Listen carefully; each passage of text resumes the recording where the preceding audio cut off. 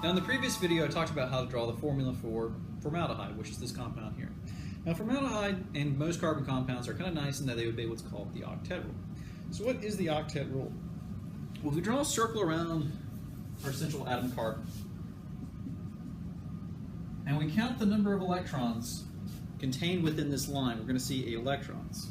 So we've got 2 electrons here between carbon and hydrogen, 2 electrons due to this first bond between carbon and oxygen, another 2 electrons between this carbon and oxygen, and then another 2 electrons between this carbon and hydrogen, for a total of 8 electrons surrounding this carbon atom. And if we do the same thing with oxygen,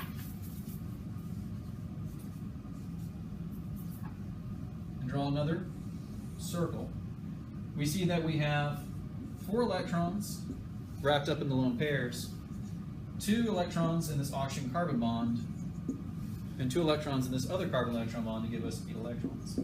And this is what's commonly called the octet rule, implying that what we're trying to get are 8 electrons around your central atom. So this is kind of built upon the Bohr model that set back and said that, well, if we treat atoms as suns and we treat electrons as planets orbiting these suns, they're shells, and atoms either want to empty their shells or completely fill their shells. In this case, they want to get 8. The problem is you can already see an exception to this.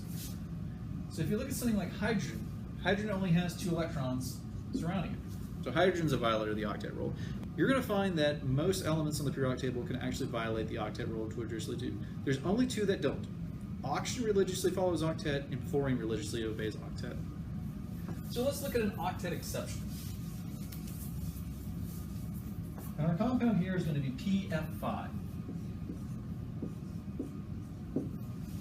So if we draw our Lewis structures like we did before, we have phosphorus with 5 electrons, fluorine with 7,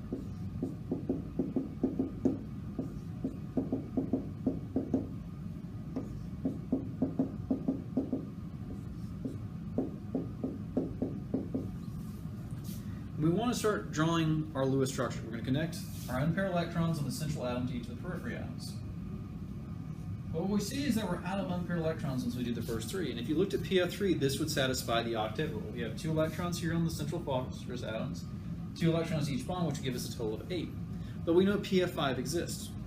So what happens is that fluorine will split up these paired electrons to form a bond to each of the fluorine atoms.